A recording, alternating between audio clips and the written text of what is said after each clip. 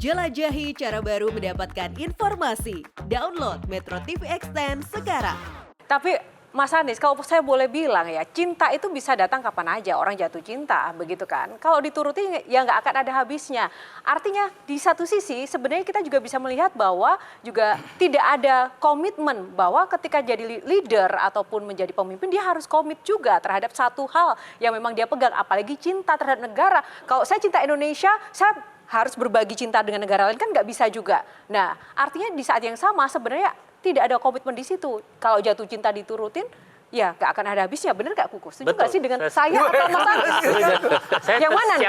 Yang rada saya mengganjal tadi adalah itu terjadi tiba-tiba saja. Tidak mungkin tiba-tiba. Tiba-tiba itu adalah konteks.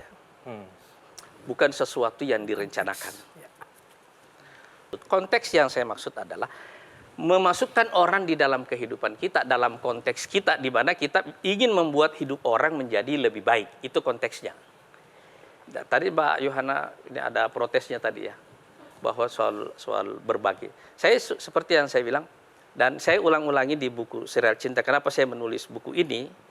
Karena saya merasa penting betul orang memahami persoalan ini, bahwa yang namanya mencintai itu adalah satu proses mengubah hidup orang lain menjadi lebih baik. Pertanyaannya gini Pak, kan Bapak pasti akan merasa membuat orang lebih baik, Gimana kalau orangnya maunya segitu-gitu aja? Seorang gua nggak mau lebih baik gitu gimana kalau kayak gitu? Bukankah itu pemaksaan namanya? Misalnya ada seorang wanita, dia bilang dia mau rambutnya segini aja, dengan saya kamu akan lebih gondrong. Kalau dia mau segitu aja gimana gitu? Itu cinta, makin gondrong makin cinta gitu gimana Pak? Gitu. Itu jadi apakah bukan kayak superhero syndrome? Saya akan membuatmu lebih baik lagi, ayo. Saya setuju, superhero syndrome. Tapi belum tentu juga. Saya tidak punya obsesi megalomania seperti itu ya. Saya tidak punya obsesi seperti itu. Tapi saya punya obsesi memberi. Itu ada kuat dalam diri saya gitu ya. Tetapi merubah hidup orang itu tidak maksudnya adalah membatasi pilihan hidupnya.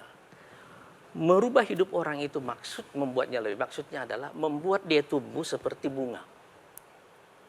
Dia harus mekar. Kita membantunya mekar. Itu maksudnya apa membuatnya mekar seperti itu? Maksudnya kita membuat potensinya seluruhnya keluar dari dalam dirinya supaya dia meledak sebagai sebuah kekuatan. Kalau pertanyaan saya justru masih membuka peluang untuk nambah lagi. Kalau Anda bilang sebenarnya itu berat tadi ngurus keluarga daripada ngurus partai. Mungkin kalau ada yang menantang itu. Wow.